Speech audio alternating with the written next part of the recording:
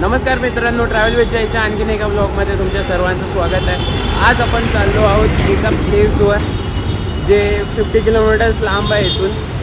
तर त्याचा आधी बुक करण्याआधी उद्याचं जे बुकिंग आहे त्याच्यासाठी आम्ही बस बुक करायला चाललो आहे। तर बघू आता पुढे। विकी, आपल्याला कुठे जायचं आहे बससाठी?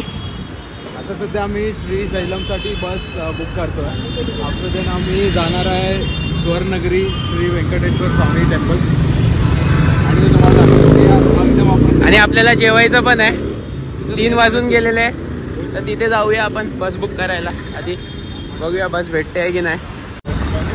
तर ज्याचं आपण बुकिंग करायला चाललो आहे तर त्या काकांनी सांगितलं इथे नाही आहे, ते आपल्याला CBS बस स्टँडवर जाऊन करायला लागेल, जो की बहुतेक तिथे आहे।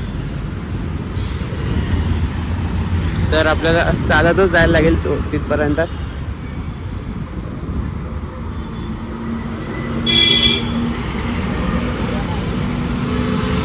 कारण हे लोक घेऊन नाही जात ट्रॅव्हल्सवाले, तर आपल्याला बस स्टँडवरच जाऊन चौकशी करायला लागेल। हा CBS बस स्टँड आहे, सेंट्रल रिझर्वेशन काउंटर CBS बस स्टँडचं TSRTCचं काउंटर आहे। आणि आपण इथे आता आलो आहोत तिकीट बुक करण्यासाठी उद्यासाठी श्रीशैलमच्या। आता आणि एन्क्वायरी पण की सकाळची कितीची बस आहे सकाळी, ते पण आता आपण एन्क्वायरी करणार आहोत। विकी गेला एन्क्वायरी करायला, बघूया कितीची बस वगैरे आहे। आणि आपल्याला अर्ली मॉर्निंग बस भेटली तर आपल्याला तेवढंच चांगलं आहे परत यायला। आणि इथे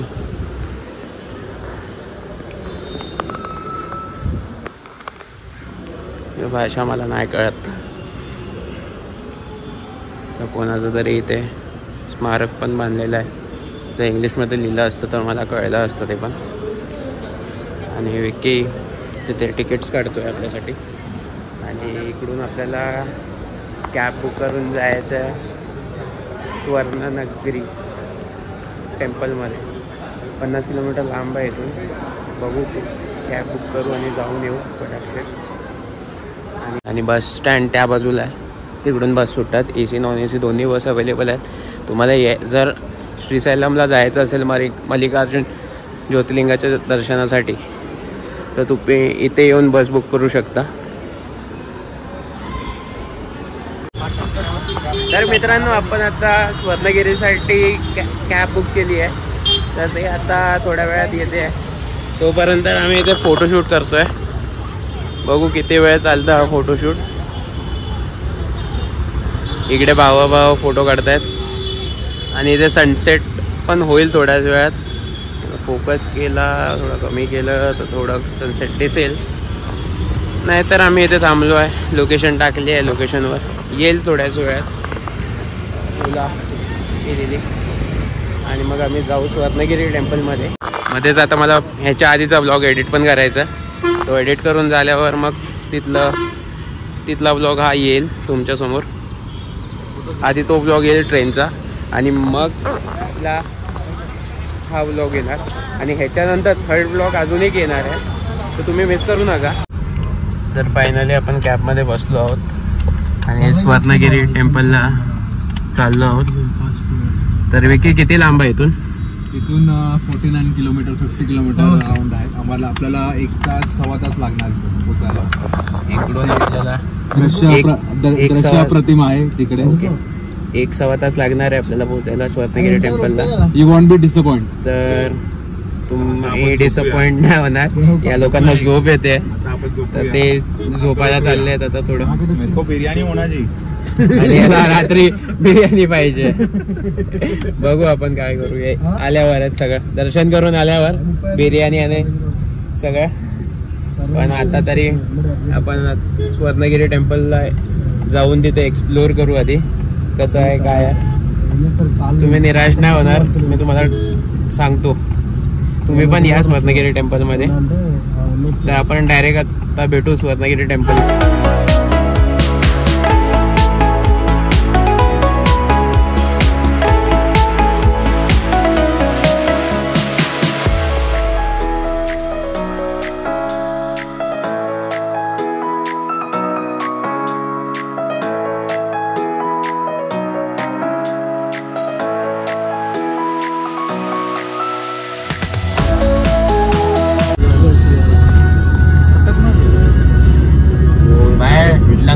चाहिए मेरे को। भूख लायक है अरे आता लोग बंटी समाज येऊ लागे जातो। हाँ अभी तो अच्छा वो लेट आया वो ऊपर वो तो साइन है ये फुल हाँ बालाजी तिरुपति महाराज पर बहुत अंधेर हो गया रे। मित्रांनो आता आपण पोहोचलो स्वर्णनगरी टेम्पल मध्ये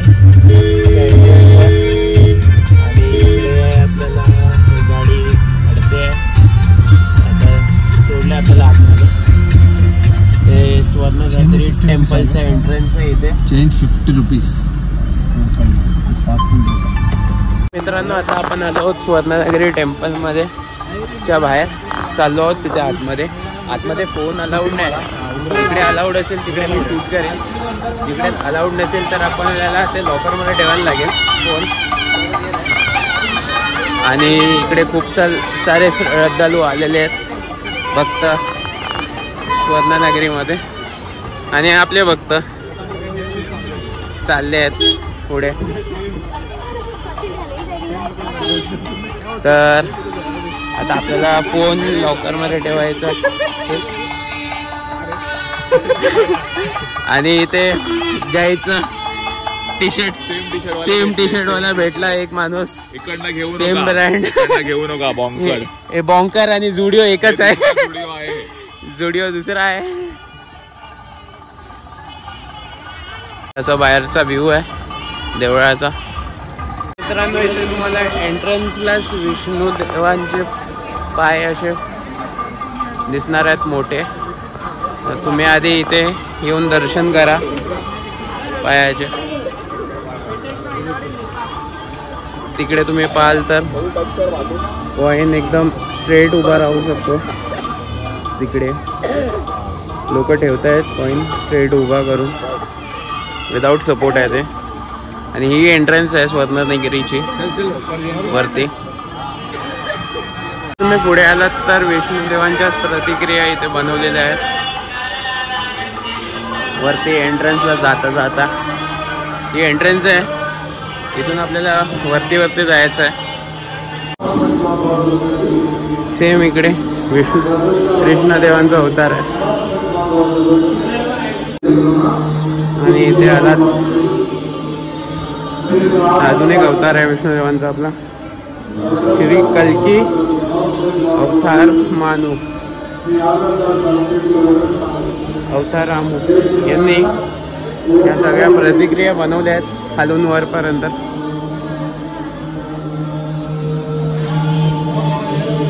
तुम्ही याल तर एंट्रन्सला जाईल इकडे पण विष्णुदेवांचा एक अवतार आहे गणपतीचं देऊळ आहे इकडे आपण आता दर्शन करून आलो आणि इकडे ते मेन विष्णूचं देऊळ आहे विष्णुदेवांचं देऊळ आहे लाईन लागली आहे खूप इकडे बाहेर कॉरिडॉर खूपच चांगला आहे इथला अजून काम होतं इथे मी अजून एकदा व्हिजिट करेन इथे जेव्हा काम पूर्णपणे होईल तेव्हा फोटो सेशन दरवेळीप्रमाणे कुठेही जातो आपण तर फोटो सेशन तर कंपल्सरी असतं पूर्ण कार्विंग एकदम डिटेल्डमध्ये केलं आहे थोडं काम बाकी है तो करता है तो अजूनही और एक बार आएंगे हाँ भाई कंप्लीट होने के बाद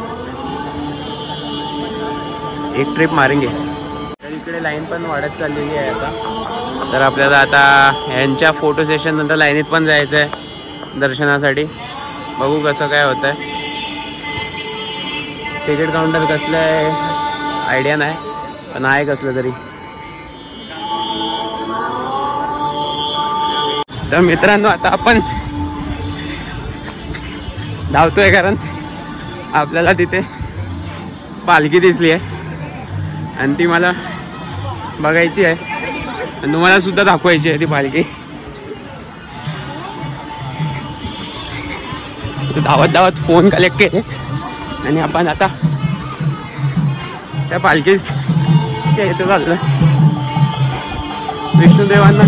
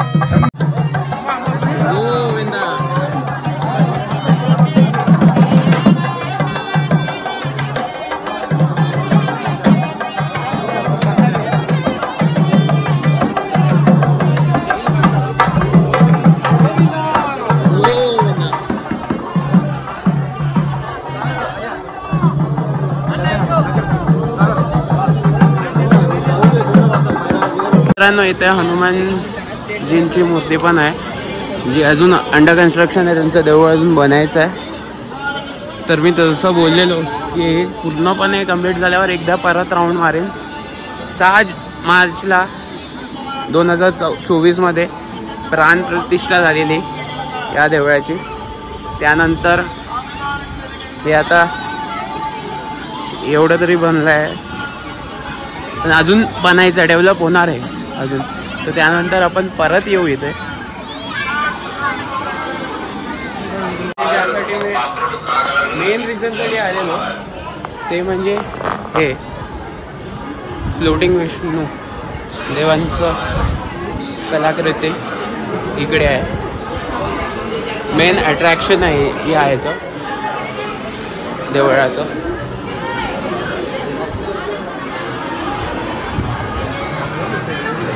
फ्लोटिंग विष्णूजींचं देऊळ. तर आपल्याला आता इथून वरती जायला लागेल. तुम्हाला पूर्ण फेस दाखवू आपण वरती जाऊन. इकडून स्टेअर्स आहेत, स्टेअरमधून आपण वरती जाऊ आणि तुम्हाला पूर्ण फेस दाखवतो या फ्लोटिंग विष्णू.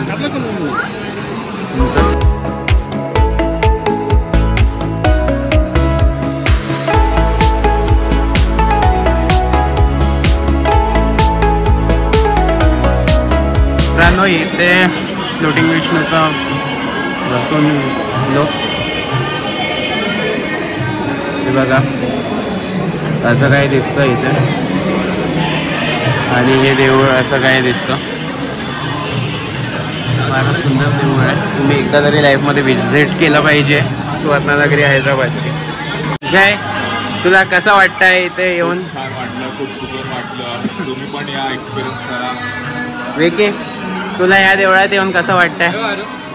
मी या देवळ सजेस्ट केला होता मी जायला की आपण इथे यावं आणि आपल्या व्ह्युअर्सला आपण काय आहे आपला इंडिया भारतामध्ये जगात ते दाखवा. आपला हिंदू संस्कृती, आपला सनातन धर्म कसा आहे कसा आहे हे लोकांना माहिती पडावं म्हणून मी आम्ही इथे आलेलो स्वर्णनगरीमध्ये स्वर्णचा एक्सपिरियन्स करणार आहे. तुम्ही पण या, तुमच्या फॅमिलीला घेऊन आमचं इथे हे बघू शकता.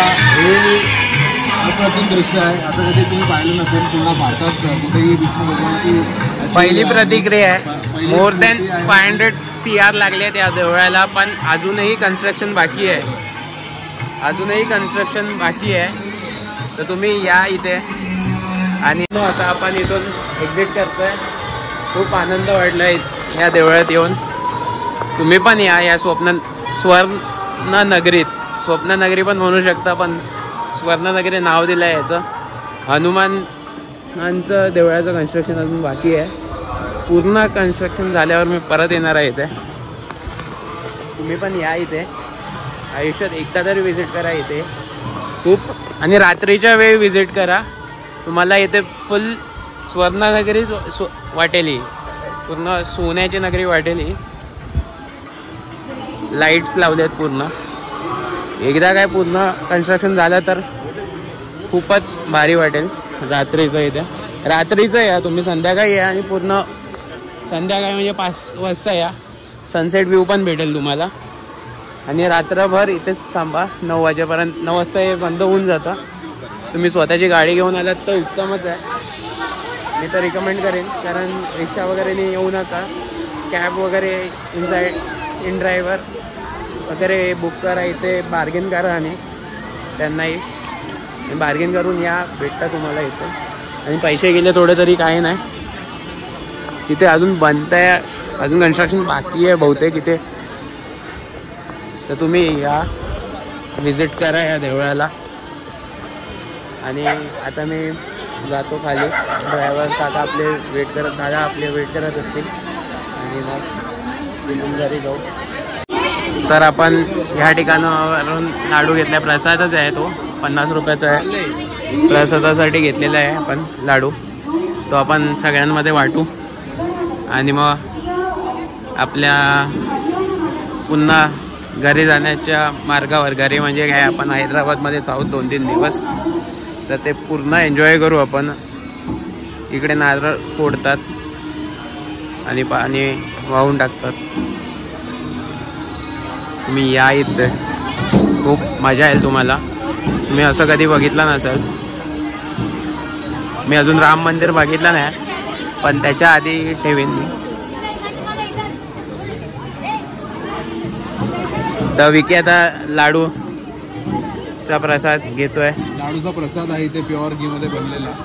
हे तर सकाळी 8 ते 1:30 वाजेपर्यंत हे मंदिर चालू असतं दर्शनासाठी आणि दुपारनंतर 2:30 नंतर हे परत 1:30 वाजता बंद होऊन 2:30 वाजता परत ओपन होतं. ते 9 वाजेपर्यंत चालू राहतं हे देऊळ. आणि तिकडूनच आपला हायवे चाललेला आहे. घेतलेली आहे because we are very exhaust over here and the temple is very beautiful. You can please come experience and feel.